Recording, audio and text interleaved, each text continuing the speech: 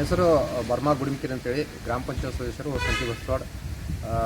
ನಮ್ಮ ಊರಿನಲ್ಲಿರ್ತಕ್ಕಂಥ ಪ್ರಾಥಮಿಕ ಆರೋಗ್ಯ ಉಪಕೇಂದ್ರ ಕಟ್ಟಡವು ಕಳೆದ 3 ವರ್ಷಗಳಿಂದ ಸೋರ್ತಾ ಇದೆ. ಇಲ್ಲಿ ಮಹಿಳೆಯರು, ಮಕ್ಕಳು, ಅದರಲ್ಲಿ ಗರ್ಭಿಣಿ ಬಾಣಂತಿಯರಿಗೆ ಆರೋಗ್ಯ ತಪಾಸಣೆಯನ್ನು ಕೊಡುವಂಥದ್ದು ಕಾರ್ಯಕ್ರಮ ನಡೀತಾ ಇದೆ. ಇದು ಕಳೆದ 1 ವರ್ಷದಿಂದ ಈ ಬಿಲ್ಡಿಂಗ್ ಬಹಳ ಸೋರ್ತಾ ಇದೆ ಅಂತ ಹೇಳ್ಕೊಂಡು ಇಲ್ಲಿದ ಖಾಲಿ ಮಾಡಿಕೊಂಡು ಊರಿನ ಹೊರವಲಯದಲ್ಲಿರತಕ್ಕಂಥ ಒಂದು ಮನೆಯನ್ನು ತೆಗೆದುಕೊಂಡು ಅಲ್ಲಿ ಬಾಡಿಗೆ ನಡೆಸ್ತಾ ಇದ್ದಾರೆ. ಇದರಿಂದಾಗಿ ಜನರಿಗೆ ಆರೋಗ್ಯ ಸೇವೆಯನ್ನು ಕೊಡುವುದಕ್ಕಾಗಿ ಬಹಳ ಕಷ್ಟ ಆಗ್ತಾ ಇದೆ. ಊರಲ್ಲಿ ಡೆಂಗ್ಯೂ ಪ್ರಕರಣಗಳು ಸಹಿತ ಕಂಡು ಬರ್ತಾ ಇವೆ. ಇಂಥದ್ರಲ್ಲಿ ಅವರಿಗೆ ಆಶಾ ಕಾರ್ಯಕರ್ತರು, ಆರೋಗ್ಯ ಕಾರ್ಯಕರ್ತರು ಹಾಗೂ ಆರೋಗ್ಯ ಇಲಾಖೆಯವರು ಕುಳಿತುಕೊಂಡು ಸಭೆಗಳನ್ನು ಮಾಡಿಕೊಂಡು ಆರೋಗ್ಯಕ್ಕೆ ಸಂಬಂಧಪಟ್ಟಂಥ ಕೆಲಸವನ್ನು ಮಾಡಲು ಆಗ್ತಾ ಇಲ್ಲ. ಯಾಕಂತಂದರೆ ಈ 1 ವರ್ಷದಿಂದ ಈ ಬಿಲ್ಡಿಂಗನ್ನು ಖಾಲಿ ಮಾಡ್ಕೊಂಡು ಹೋಗಿದ್ದಾರೆ. ಇದು ಪೂರ್ತಿ ಕುಸಿದು ಬೀಳುವಂಥ ಸ್ಥಿತಿಯಲ್ಲಿದೆ. ಈ ಕಟ್ಟಡ ಇಲ್ಲದೇ ಇರೋದರಿಂದ ಇಲ್ಲಿನ ಆರೋಗ್ಯ ಕಾರ್ಯಕರ್ತರು ಇಲ್ಲಿ ಇರ್ತಾ ಇಲ್ಲ. ರಾತ್ರಿ ಹೆಣ್ಣು ಮಕ್ಕಳಿಗೆ ಆಗಿರ್ಬೋದು, ಗರ್ಭಿಣಿ ಬಾಣಂತಿಯರಿಗೆ ಆಗಿರ್ಬೋದು, ಯಾವುದೇ ರೀತಿಯ ಸೇವೆಗಳನ್ನು ಕೊಡೋದಕ್ಕಾಗಿ ಅವರು ಲಭ್ಯವಾಗ್ತಾ ಇಲ್ಲ.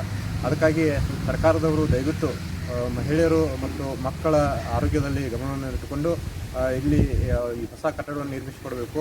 ಮಹಿಳೆಯರು ಮತ್ತು ಮಕ್ಕಳ ಮರಣವೂ ಸಹಿತ ಆಗಿದೆ. ಹೆರಿಗೆ ಸಮಯದಲ್ಲಿ ಮಹಿಳೆ ಮತ್ತು ಒಂದು ಮಗುವಿನ ಮರಣವೂ ಕೂಡ ಆಗಿದೆ.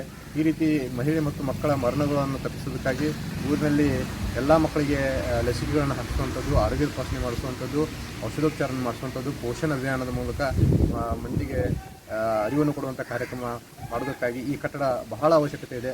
ಆದ್ದರಿಂದ ಸರ್ಕಾರದವರು ಈ ಭಾಗದ ಶಾಸಕರು ಹಾಗೂ ಸಚಿವರಾದಂಥ ಲಕ್ಷ್ಮೀ ಹೆಬ್ಬಾಳ್ಕರ್ ಅವರು ಈ ಕಡೆ ಹೆಚ್ಚಿನ ಗಮನ ಕೊಟ್ಟು ಈ ನಮ್ಮ ಗ್ರಾಮಕ್ಕೆ ಒಂದು ಕಟ್ಟಡವನ್ನು ನಿರ್ಮಿಸಿಕೊಡಬೇಕು. ಅದೇ ರೀತಿಯಾಗಿ ಈ ಭಾಗದ ಲೋಕಸಭಾ ಸದಸ್ಯರು ಕೂಡ ಜಗದೀಶ್ ಶೆಟ್ಟರ್ ಅವರು ಕೂಡ ನಮಗೆ ಈ ಕಟ್ಟಡವನ್ನು ನಿರ್ಮಿಸಿಕೊಳ್ಳಲು ಸಹಕರಿಸಬೇಕೆಂದು ಈ ಮೂಲಕ ವಿನಂತಿಸುತ್ತೇವೆ.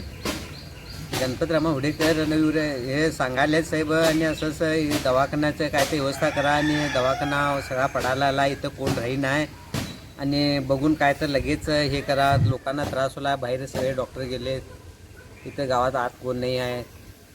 बघा काय तर प्रयत्न करून लवकर काय असेल ते हे करून हे करा. हो, त्रास व्हायला लोकांना. आणि इथं दवाखाना पहिला काहीच नाही, दरवाजे सगळे पडून गेले, कोण इथे राहायला तयार नाहीत. आणि काय तर करून वाटतं व्यवस्था करा या दवाखान्याची लगेच. हीच तुमच्याकडे आमची कृपा आहे. बघा काय करता.